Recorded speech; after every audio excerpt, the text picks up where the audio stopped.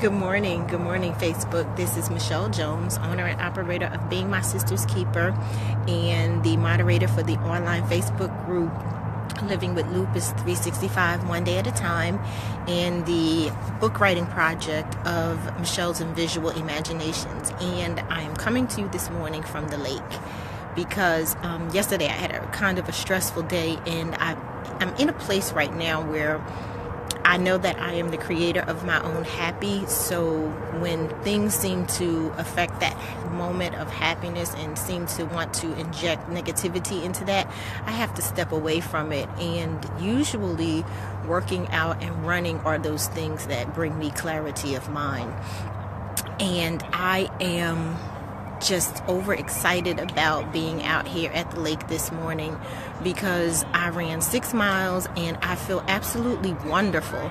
And I'm not letting those things that, happened on yesterday come into play with what I'm doing today, because it's just not necessary. It's completely unnecessary. I'm living one day at a time, just to make sure that I can continue to live each day as happy as I choose it to be. So when it comes to those things that supposedly anger us or get us upset, before we jump the gun and go all out or go all in for that matter, how about we just get clarification on those things, those statements, those actions, and try to understand it from the person's point of view? Because a person said to me the other day, actually it was one of my professors, he said to me the other day, he said, anger is a punishment that we inflict on ourselves because of the foolishness of someone else that we have no control over.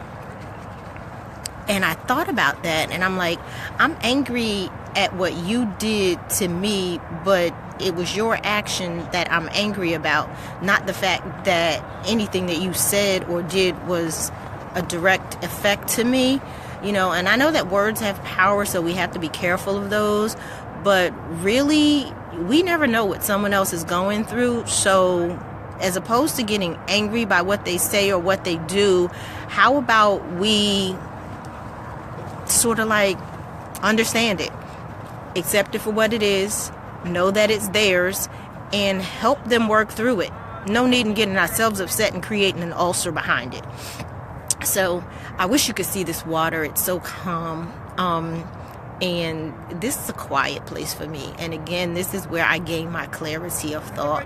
And this is where I actually find some peace and relaxation.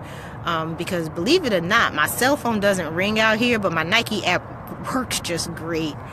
And that makes me happy. So I'm getting ready to take it down, and I actually have Zumba later on today. That's why I only did 6 miles as opposed to the 8 miles that Nike asked me for.